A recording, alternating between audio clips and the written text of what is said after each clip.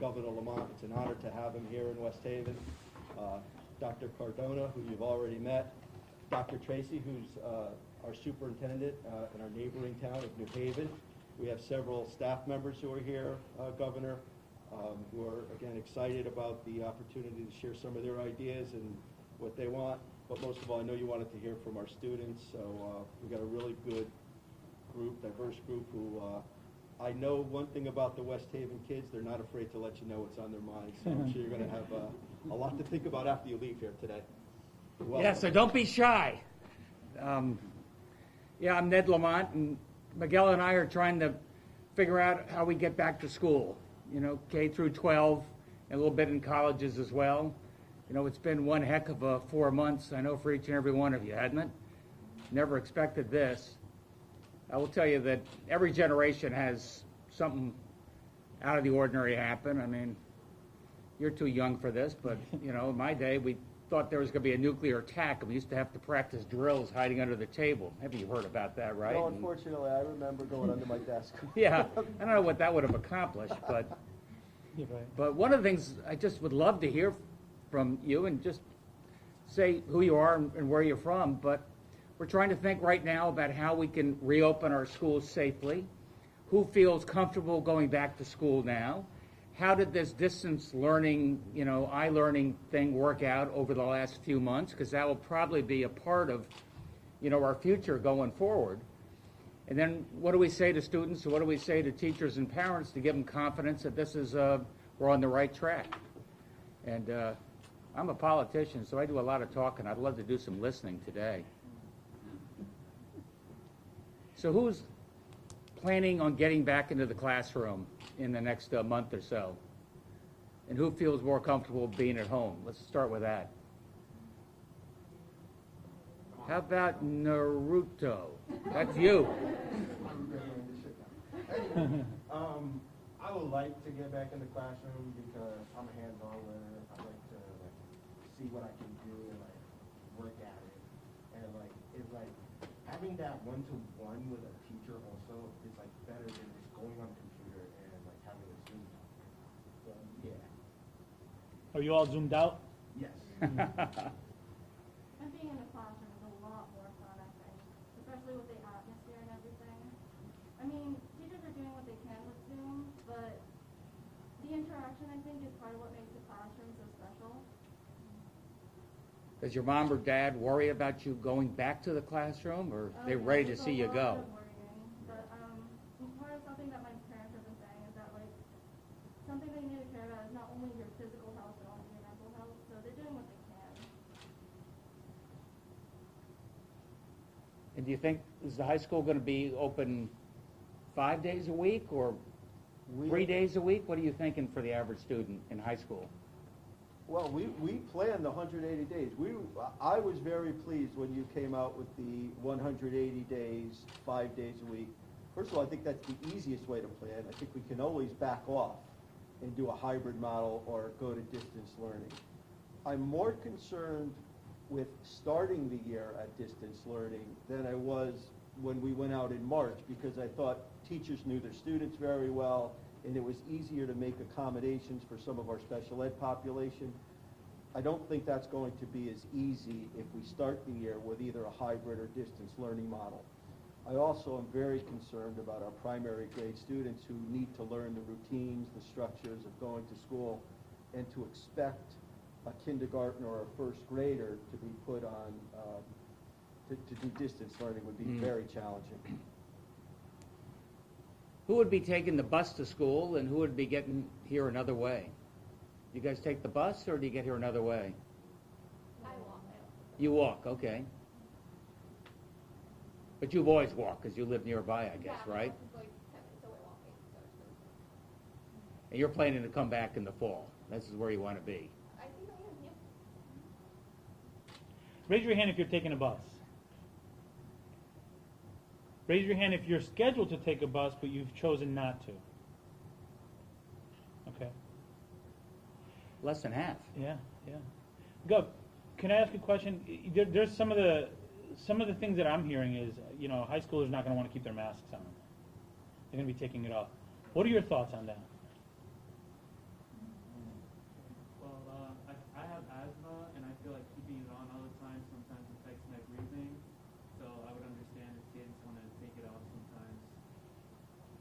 Like a mask break type of Yeah. thing? A routine, scheduled snacks?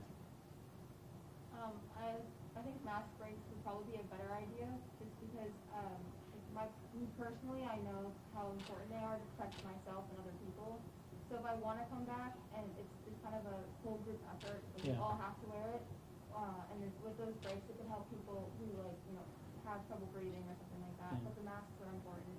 One of the things that I've noticed, and I'll come to you in a sec, is over the last several years, students, especially high school students, have really used their voice to affect change in a positive way, right? Whether it's what's happening in our country or local issues. How could we engage students in this work of saying, we're all in this together, this is part of the plan? Did you want to jump in? You wouldn't have to wear masks if you're social distance too far, but I think in the community and classes that we have to wear masks too. Mhm. How about the student voice piece? How can we engage students in this message? Yeah. So I come at this from a little bit of a different perspective. I go to UConn, and I'll just say, Governor, when Gino Oriema comes on your Twitter account and says something, everyone at UConn listens to it. So, doing more of those public service announcements with like trusted community leaders. I'm not sure who that would be at West Haven, maybe our superintendent or our principals, but certainly up at UConn, Gino and Coach Hurley are huge voices on campus, and seeing them model a positive behavior, social distance, mask wearing, and then also like good social emotional health. That's really impactful for our community. Have you see those TV ads like the one with Gino Oriema, the basketball coach? Because it came about because we were saying, everybody, if you can't socially distance, you should wear a mask. And then they're saying, what if I'm outside and I'm 5 feet from somebody? Do I have to wear a mask? What if I'm in a screened-in porch? Do I have to wear? Is that outside? And we finally said, if you have to ask, wear the mask. And we had a bunch of those ads, and Gino won 2-1 because we did a survey of who they liked the most. Do you wear the mask when you're with your friends in close circumstances, or you do? That's pretty impressive. I was also thinking about something I just remembered. My mom said, when it comes to the mask, what about students that are doing physical activities, like playing soccer, track and stuff like that, especially with gym students, when especially with the sophomore class, they'll have to be in gym because of the class infections. Now with that is we're going to be running around a lot, so it's going to be hot and burning. So it's should we wear a mask? Should we not wear a mask? I told my mom, hey, we shouldn't because it's physical activity, and wearing the mask is going to feel the heat, and no one wants that. That should be the only hey, we can push this to the side because it's we're doing physical activity. And when we're done and stuff like that, back, put on your mask, going back to your other classes. Yeah. You articulated it well. We actually, in our guidance, have consulted with doctors and epidemiologists around, what are those times where it's not safe for kids to wear masks. If you're running full speed and you have a mask on, that's going to make it hard to breathe, right?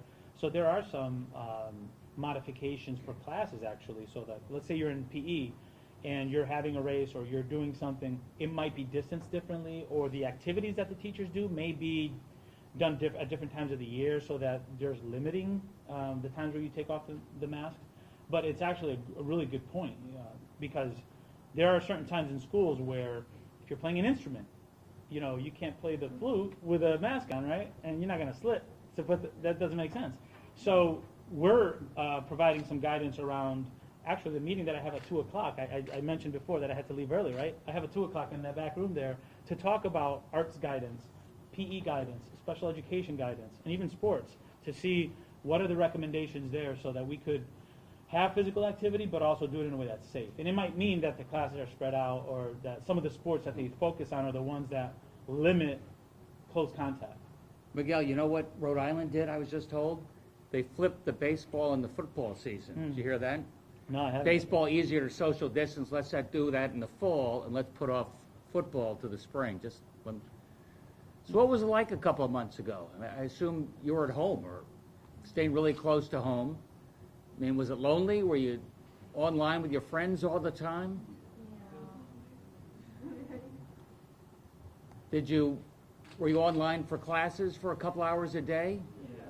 And that not as good as in the classroom, but pretty okay. And you're all planning to go back in the fall. That sounded pretty unanimous. How are your teachers feeling about that? Have you talked to any of them? We have several of them here. Well, how do the teachers feel about that? Some in the back, too.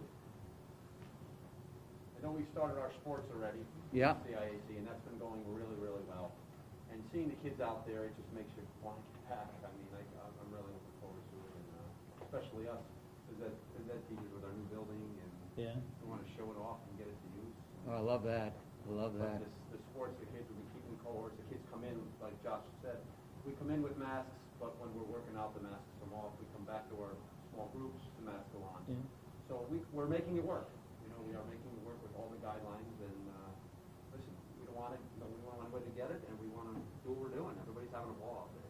Joe, and I told the commissioner, I've never seen such a turnout for preseason consistently before the season starts, the number of kids coming to work out, which shows me that they really want to get back together with their teams and their friends. You know, what they're doing for us, which is big, is that they're not coming early. Everybody wants to come early, so we're telling them together because we need to, you know, they're cleaning the bathrooms between groups. We have half hour between, and it's worked out really, really well. Like I said, the kids are the problem. And what I'm finding, I had this conversation with Glenn last week. He's going to be on the 2 o'clock call too.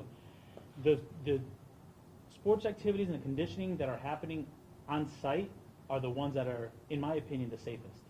You know, the ones that are more less overseen by Right, these by are fully supervised. right. So you see some students out engaging without masks. The ones that the schools are sponsoring are the ones where they're following the protocols that promote health and safety for the students. I think that's important to think about too. And when we're thinking about the fall, we look at all these students are here with masks. If they weren't here, would they? You know, these would. I know these students would, or else they wouldn't have been selected, right? But we know that there are students that are not following any type of, and we think this is a way to promote good practices not only on the field but in the classroom. We get it all the time. You know, our students are asked to do one thing here, but when they're playing in their night leagues, Right. their guidelines aren't quite as strong as ours, and they're, you know, well, parents, well, how come here, how come here? Listen, we're going to do what's best for the kids. We're not going to take any chances. If other places are taking chances, we're not. If it's a mask, if it's social distancing, if it's, you know, no dugouts, no benches, whatever, we'll do it. Just to get back to school, just to get back to some kind of normal. Have you seen the reopen plan that Miguel sent out about a month ago? And any suggestions how to make it better? Is it too strict, too weak? Seem pretty balanced? I mean, they do require the mask. That's Dana big. is the principal of the high school. There you go. Hi. I think that there's a lot of flexibility within the plan, and I think that's necessary because, you know, out of all the districts across the state, everybody has a different level of resources, different facilities, different types of students. So I think it is important to have that flexibility to be able to make things work for your particular district. For me, as the building principal, you know, I'm really hoping to get back full-time, if not full-time, at least half-time. We're a very high-need district. We're a CEP district. 100% of our kids are receiving free reduced lunch. So for me, in order for me to make sure that my kids are okay, they need to be here. I like to make sure that everyone's eating and everyone has the services that they need, and everyone is good, you know, mentally and physically. And that's really hard to do online. I really struggle with that, not knowing if all of my kids are okay all the time. So I think that was definitely the hardest part for me as far as distance learning. You know, make phone calls to check and have your Zooms, but to not see them and not be sure that everything is okay is difficult. So that's definitely one of the reasons I'm looking so forward to getting back. Number one, just to be able to engage with the kids again, but number two, just in dealing with a high-need population, to be able to make sure that everyone is being taken care of physically and emotionally, and that's part of what a school does now. Thank you. Can I ask you guys for some advice? Connecticut's been really fortunate. We have some of the lowest infection rates in the country, and that's because we wear the mask, and we take this pretty seriously. But as you look what happened down in Florida and Texas and Arizona, it started with some young people, and maybe not being quite as serious about this in some parties, and then the infection starts creeping into the older folks. We've had a couple of incidents in the last few days right here in Connecticut where, you know, kids come back from out of state somewhere, they see some friends, they have a party, they're not as cool as your friends, they sometimes start relaxing, and we've had some flare-ups of infections. And what should I as a governor do? What should I say to young people? Because I know it's a sort of a pain, and you don't. Why do I have to do this? How do I convince people? Yeah. You have to try to appeal to the emotional aspects of children because a lot of teenagers they really like think about themselves and they're like, well, if I catch the virus, it's not as deadly as if one of my elder grandparents caught it. So we can like connect with that emotional appeal and be like, hey, if I'm a carrier of the virus and bring it back home, my parents are can take more damage from it than me, and like explain that and bring it home with them and how it affects the people around them and especially the family. Yeah. And with another select group of teenagers, they tend to not care, like whatsoever, like they just don't care. And like with that, with not caring, that's the problem that I'm worried about. Because it's like, if there's a group that doesn't care, and like, oh, I'm not gonna wear my mask, oh, I don't care if I get it, it's not gonna be a problem whatsoever. And they don't listen, and then they get sick, and then their family gets sick, it's a whole problem. And like, you don't want that. So like, you just gotta find them. How should we handle that? Does anyone have an idea? I love it. I love it. Because like, our generation, we crazy. If I can, I think that's why we're better off in school, because I think teachers do a really good job of teaching and showing kids this is why things are important. It's that socialization, it's the coming together as a community, that we're good for all. Here we're big, we're all Westies, Governor Lamont, and we're very proud of that. And I think that if we all work, we all work together when we're in school because we want to be in school and we understand the importance of that. And I think that even goes to, like, I was sharing again with the commissioner before, my concern for kindergartners and first graders. Parents are saying those are the kids that can't wear the mask. Well, I think if you put those kids in front of a teacher with the mask on and saying this is why it's good for you, they have those ways about them. They're professionals and they know how to get kids to understand the importance of things. Sure. So if I may, I'm on the other side. I'm on the other side of West Haven, neighbor. As a matter of fact, I did my internship with Mr. Caballero a couple of years ago. So And I tell everybody that too. You're on 93? Tell them You're that. on 93? My own 93 Nice. with it. So in New Haven, we have a lot of concerns because we know there was an uptick in New Haven itself for a little while, and we're watching the data, the health data. When my parents or my teachers look me in the face and say, how can you bring us back? What would you say if one of us die on your watch?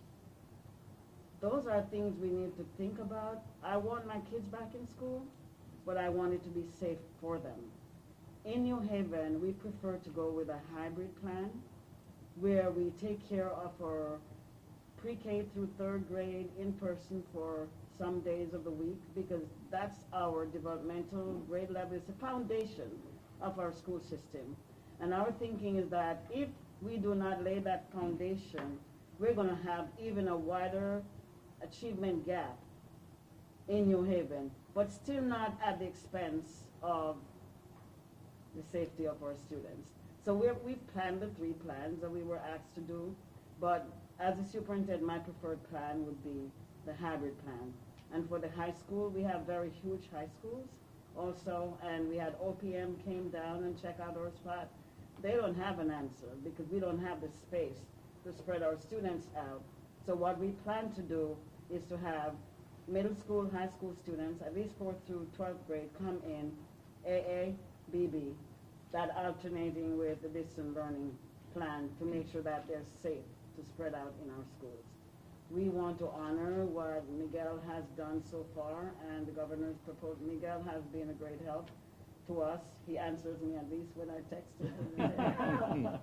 So we make sure that what we have to do, all of us as superintendents, make sure that we have the plans that are the safest for our families, because they're really petrified. There's a lot of trepidation out there about sending the kids back to school. We have held Zoom conferences with parents. Last night we had one with over 400 parents on for special education families. And the same questions are coming up. How are you going to protect my child? I frankly said, I cannot guarantee safety for anyone, not even myself. However, the protocols that we put in place, we're trying to make sure that they're as safe as possible. I was just being downright honest. Well, I'll take a crack at that, and then I can tell you that 4 months ago, when we got hit and hit hard, everybody was inside and scared out of their wits. And we needed, for example, we had these, what we call essential workers. We needed nurses to be able to go back into the hospital. And I had to give people confidence that everything we're doing, your health and public health is requirement number one. But we desperately need you back at the hospital. And we had a lower infection rate amongst our doctors and nurses because they wore the mask, because they had the PPE, than the general population, than the daycare centers. And we had to have them open or else the nurses couldn't go back into the hospital. And we were able to do that safely. And then, then we slowly opened up the restaurants. It's one thing to open up the restaurants, but you got to give people some confidence so they can go in there safely. And I think it's going to be the same thing, I think, with the teachers. We've got to do everything we can to convince them. Look, I can't promise you things are 100% safe, but we're doing everything we can to keep you safe. It could take a little while. Yeah, and if I can add to that, we're working, on the way here, I was on the phone with the Commissioner of the Department of Public Health on coming up with some thresholds.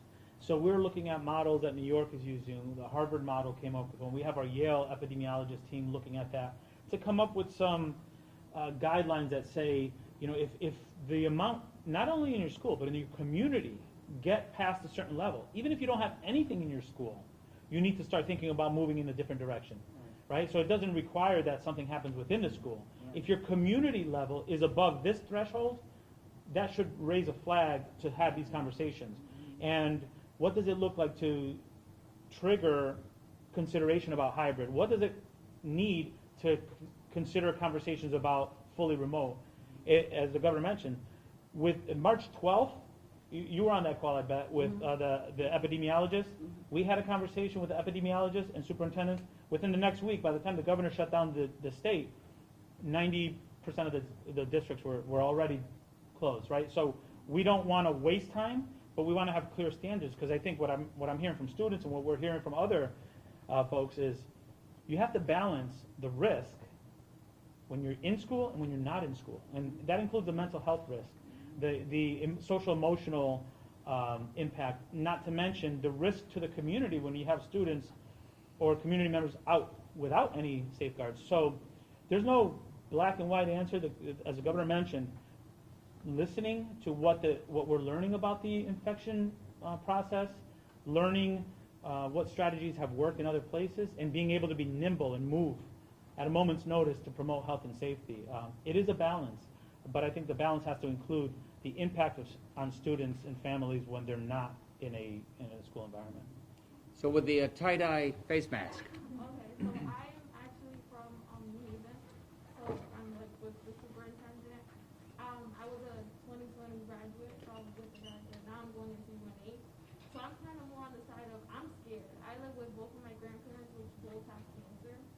So kind of like, how am I going to be ensured that my sister's going into like high school and middle school in New Haven, and just in general, how are we ensuring that they're going to be safe? Like, you guys are talking about mask rates. Like, is that safe?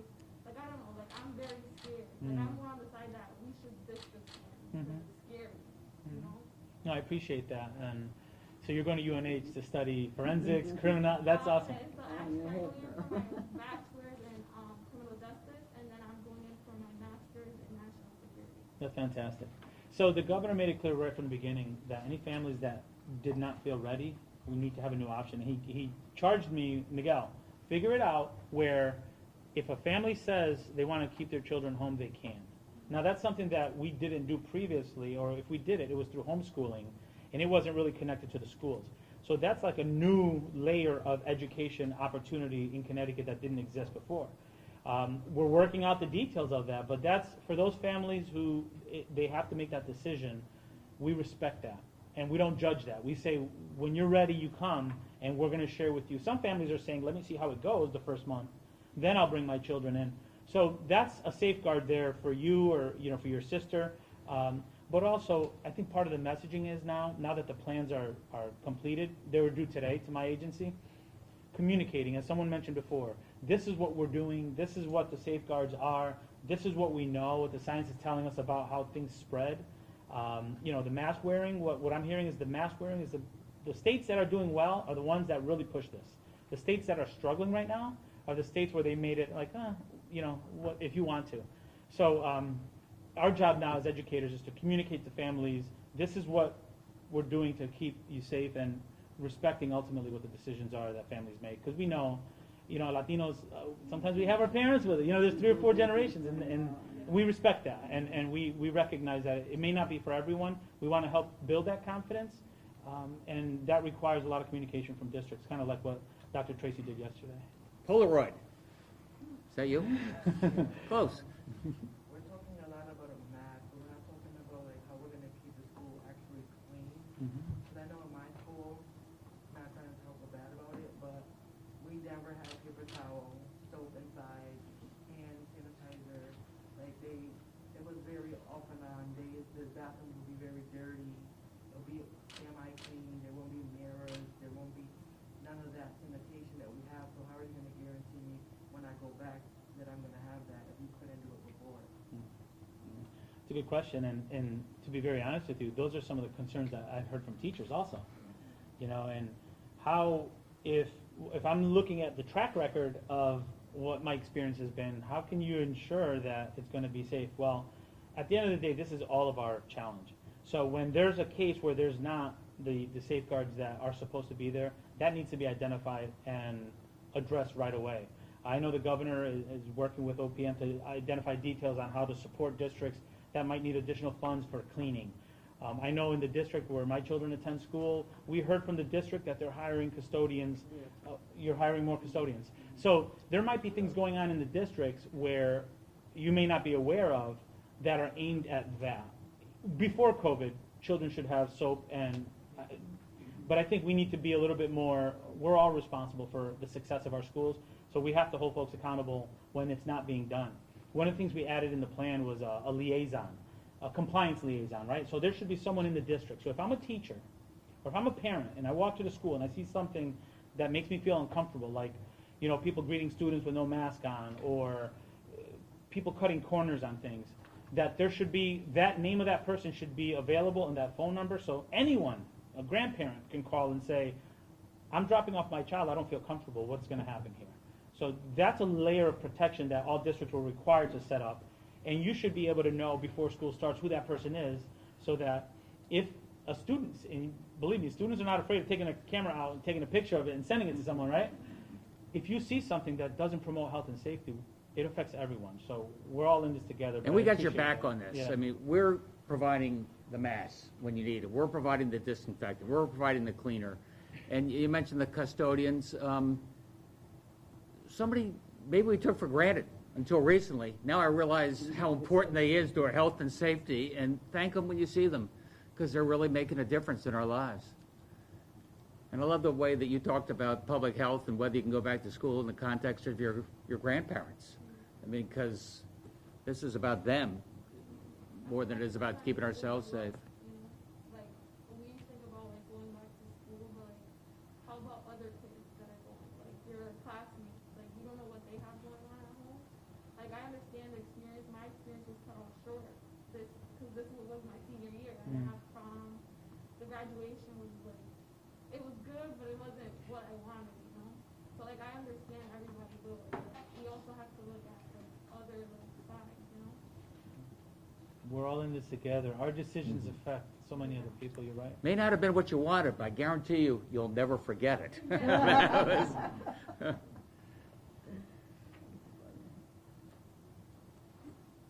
You guys going to be in Connecticut in 5 years? We sure hope so. How many of you were born in Connecticut? Most, almost everybody. Phones are ringing off the hook, I can tell you that. A lot of people are taking a look at Connecticut. A lot of young people want to move to the state right now. The cities are great, but they're just a little more congested. And I think people are sort of saying, hey, a high school like this, big outdoors space, makes a big difference. Yeah. Do you think there should be required testing for students before they come back to school? And if someone is found to be sick and they're around other people in the school, how would you deal with that? So we're going to require testing for people moving back into residence halls, just because they're in fairly close quarters. We're not going to require it right now for all the students, say, at the high school here. You know, we got a rate that's less than 1%, so it may not be, absolutely necessary at this point. But as you know, you can always get a test, or tell your grandmother she can always get a test. Fairly qualified health centers, no questions asked, and it's free of charge. What was the other question? If someone is found to be sick at the school and they're around other people, how would you deal with that? Track and trace, you got to help us with that. In elementary school, that's easier, because if you have a 5th grade class, they're going to tend to stay with them, just themselves. So if somebody gets sick, we know that it's just those 25 kids who have been exposed to that person. In high school, it's a little more complicated, but we're going to try and do the best we can, what they call track and trace. We're doing that right now, right? Everybody who tests positive, if they get a test, we give them a call. And we say, who have you been in close contact with, meaning had a 10-minute meeting or conversation with over the last few days? And then we contact them and we say, you may have been exposed to COVID. If you would, get a test or stay close to home for a little bit. I think it'll be the same thing at the schools as well, because we're going to be very careful about that, because one person infected and then more could get infected unless we're strict about it.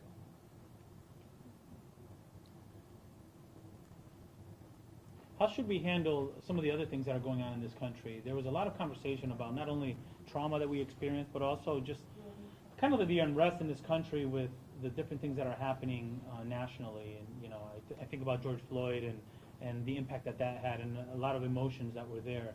A lot of folks are saying, when the kids come back to school, what is your plan for that? I'd love to hear from you what you think our plan should be for that. I was just gonna, one thing I think is really important being in the UConn residential setting is, I think it's really important that we have social distancing rules and a curfew and all the different, measures that Tom and his team have put in place. But I think it's really important that when we talk about enforcement, the answer to the enforcement question isn't to deploy police onto our campus. I know that that's the discussion of whether or not we're gonna have a curfew at UConn, who's gonna be enforcing that. And I think, I'm not personally African American, but many of my friends who have expressed concerns that, if we're coming back to the campus with a curfew and with all these new restrictions, which we recognize are necessary, that, it's not going to be one other thing that police can use to target, black and brown communities. So I think that that's really important, and working together with our university to create a more collaborative sense versus the university's going to enforce and the students are going to be enforced upon. It has to be more of we're all in this together sense, so that we don't, combine the two problems that our country is facing over the past few months into one problem. There's only so much you can do with enforcement. I'm governor. I have these things called executive orders. But, if you don't think it's important to wear a mask, my executive order doesn't have much meaning. And everybody says, what, are you going to fine them if they're less than 6 feet apart? Or are you going to? No.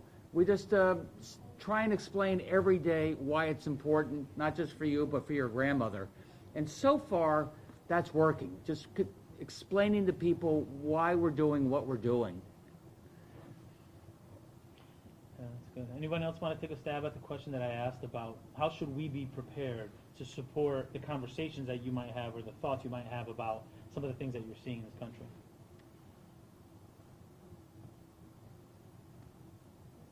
You think we should be ready to talk about those things and have conversations about that? Yeah? I don't think we should be afraid. I think we should acknowledge it, because if we just brush it under the rug again, it's just going to create another problem. So we should address it head on. This is where we are. We should probably listen a little bit, right? Because you've experienced a lot, and instead of preaching, like my son tells me, I don't need to preach, I just need you to listen sometimes. So maybe we just need to listen to what you're thinking and what your thoughts are on how to make the school a place that you want to, that models how you want society to be. Sadly, it's something that none of us want to have to deal with, but it's something that came up, and a lot of young kids are pulling up, and using their voice and trying to fight against it. And I think that if we try and ignore it, or we don't go on full force, that kids that are trying to use their voices are going to feel ignored. And we need to acknowledge that everyone has an opinion on this, and we need to hear from the kids who want to be heard. Yeah, and respect different opinions, right? Because if we don't engage them, then they get disengaged from school. We have an opportunity to reset that. So what do you need to hear from us in the next 2 weeks as you think about getting back to school and how you do it? We've got some pretty good feedback from you, which Miguel's going to be digesting over the course of this weekend. Got your homework. I do. I got my notes. What do you think? As I said, I think you guys have really done a good job of getting us the latest information. In fact, it's a lot. It's but I'd rather have too much information than not enough. You get us the latest guidelines from the CDC, the State Department sending out recommendations. So I'm really pleased with the communication that we're getting at the local level. It's got to be a challenge. I think, again, I want a plan to go back full-time. I think it's easier to do that and back off. And I understand that. You may not be able to give us, or this area of the state, we may not be able to make a decision until right up until the deadline of going back to school. But I think you plan to go back, and then you can always back off to the hybrid or distance learning model. But we want to proceed full steam ahead, and just keep giving us what you're giving us. And you've done a terrific job, because Connecticut, New York, and Rhode Island, and New Jersey are certainly the models. I mean, you're doing something right. You're looking at the science. You're looking at the research. We have to trust you a little bit, because you're getting the numbers, and you're listening and talking to scientists and the right people. And I'm sure based on that, we're going to do the right thing. And we in West Haven will be ready to go regardless of what the decision is. That I can guarantee you. I mean, from my perspective, I think I've received a lot of support from my state friends, I call them. Even up to yesterday, I had a whole lot of state folks on my call as critical friends and taking a stab at our plans, where we are, and giving, some technical feedback and some of the things we were looking at. We have been in great communication and getting those information out. One of the concerns I have, and I have asked Miguel, Dr. Cardona this, what role does the local Board of Education play in the decisions we make? Is it going to be, for example, if the board say none of these plans, we're going to go distant learning, where do we stand with that if they have to make the final decision as to the plan we select? That was a great concern of mine that I asked Dr. Cardona this morning. Is it the state that's going to make the decision, or will there be flexibility? what did the doctor say? I said we've been talking about this. We've been talking about this today, and we recognize that there is an important need to have some level of local control. I believe that. On snow days, you're not calling the State Department of Education to say, hey, I got 3 inches of snow, what do I do? Right? When we're talking about health and safety. But at the same time, we have to make sure, as a state, that we're monitoring to make sure that a free, appropriate public education is happening. And an appropriate public education means when conditions allow for students to come in, we're not providing barriers for student learning as educators. I think that goes against what our role is. We have to provide health and safety, but we have a responsibility to meet the needs of our learners in a manner that's safe. Now, as you mentioned earlier, when I go get gas in my car, there's a greater risk than there was 6 months ago. We have to mitigate risks in schools, and we have to give options for students who say, I'm not comfortable. But we also have a responsibility, as the governor alluded to, with other, early child care and nurses. We have a responsibility to serve our students, because at the end of the day, that's what this profession is. And what we're hearing loud and clear is that distance learning is good for certain things, and I pray not, but it could come to a point where that has to be what we do again, but only when the metrics say that that's the best option. Right now, Connecticut's been moving in the right direction, and we have safeguards with input from so many others, where we feel that there should be an attempt to bring students into school in a safe way. Yeah, I'll reinforce that. I mean, I heard, let's get back sooner, full-time, if we have to pull back, or maybe let's build up people's confidence by coming back with caution. And it's going to be up to you. We're going to give the discretion there. My personal feeling is living in this COVID world for the last 4 or 5 months, every month is so different. And COVID time is so fast. I sometimes think that you got to make hay while the sun shines. Right now, we have an infection rate less than 1%. I can't promise you what November is going to look like, but if we can get back in September, just a few months of school, face-to-face, with your friends in person, makes an enormous difference. And then we'll see what November brings. Some people are worried the flu season, or others think maybe we bent the curve. You know, I got a little nervous because I thought we had got hit really hard. Remember back in March, April, May? And then I thought we were on the backside of the curve. Okay, we've built up our immunity.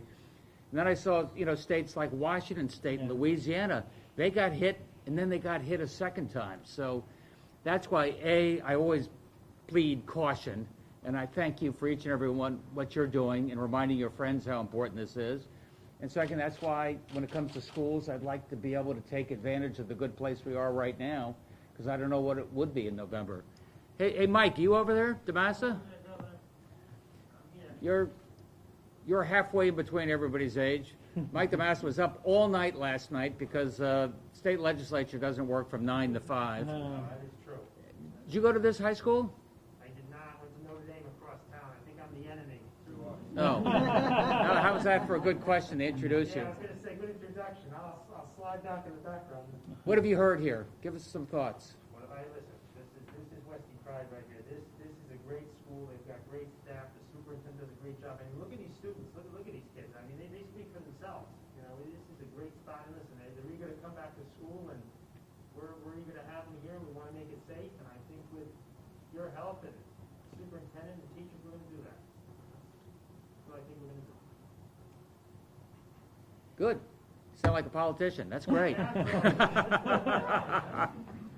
Not bad for no sleep, right? Hey, anything else? Give me, what other advice do you have for me before we got to break up? I mean, we're going back. We're doing everything we can in terms of getting kids back to school safely, thinking about colleges, thinking about workforce, thinking about jobs in this new world, you know, post-COVID. Anything you'd like to see different than, or any advice you've got? Because I'll tell the governor. Governor, I have one concern. You know, I think the kids really want to come back to school. The majority of our teachers want to come back to school. I mentioned this to the commissioner before. If we're open, we need to have qualified teachers in our buildings. And there are some in high risk that are high risk categories and may not be able to return. We have some who are going out on family medical leave act, which they would have done with or without COVID. So if we do open, I want to make sure that we put the right people in front of our kids. And you think that's 10% or 20%? How many of your teachers is that? Between family medical leave and COVID-related letters that we've received so far, I have about 25 and I have about 500 teachers. But I'm anticipating that number goes up prior to the start of school. So that is a concern, and that's something I really wanted to mention to you today. And what advice would you suggest? I mean, third-year students and teachers, get them in as apprentice teachers, or? If we can get college students in, if we can work with the university, some of whom may be doing some distance learning, and relax some of the substitute rules and regulations, that would really help us. Maybe student teachers. We can use them in a classroom, with the right guidance and/or master teacher supervising them. That would really help us out. And I see Dr. Tracy. We're agreeing on that. Tracy, you like that? So we Dr. Tucker out of the talent office a couple weeks ago put something out about DSAPs. So we're kind of opening that up a little bit. You get somebody that you think, and we also opened up a list of about 20,000 people that have certification that are not currently working. And that list might be. So if you haven't had that, or if you haven't seen it, or you want me to resend it, just let me know. But we're also working with the colleges to see how we can broaden that, get those student teachers out there, change the programming a little bit, let them work in the buildings, have them do their classes at night. So we're going to continue to do that. But happy to send out any information on what we have. I saw some of that. Expand some of the intern programs where, if we feel like there's somebody ready to go in a classroom while they're doing an internship. Yeah. Those are great programs, year-long internships that some of the universities offer. we can get them right into the classroom. Yeah. Some of them are ready to go. They're a little bit older, they've got some outside Business education experience. We also have a lot of our paraprofessionals are educated folks with a degree and slackening, and they've been in the classroom, so by experience they gain some knowledge of what teaching looks like. I think relaxing too, for such a time like this, could help them too. I agree. Yeah. Possibly that Form ED 174 that you have to submit to allow for a substitute without a bachelor's degree, maybe making that something that the superintendent could approve. at Could the waive time. so that it's not. Right, so rather than having to submit that to the SE and waiting for approval. Maybe Shouldn't bottleneck there. Why don't we do this? Why don't you send me that information with those specific recommendations and we'll move it along? We'll do that. Yeah, thank you. Hey, let me just say one thing before we break up. I'm old as dirt, so I've been around for a little while. And you're going to find life throws you curveballs every once in a while. And you got thrown a curveball when you're in high school. And you didn't get to go to your graduation the way you expected it. But the trick is to take that experience and turn it into a positive. And think about that in terms of your own lives, and I think about that in terms of the state of Connecticut, where I have some responsibility. And you think about what's going to be different going forward and how we can make that better. I mean, we spent a lot of time on telelearning and telehealth, and the idea that you no longer don't necessarily have to be in New York City for that job. You can telecommute. I mean, Connecticut's going to be a very different place, and you're going to take the experience you've had for the last 4 months and make it a very different place. And it may not have been the experience you expected 6 months ago, but you can make the best of it. We're here to do everything we can to make sure you can make the very best of it. And I hope you're going to be here in school this fall, because we need you. Appreciate you spending the time with us. I learned a lot. Miguel, anything else? Thank you, Governor. No, I want to just reiterate that, being around you and listening to you just provides that inspiration that we need to continue to push forward. And we're going to do the very best for you. If that means that we have to scale back a little bit, it's for your health and safety.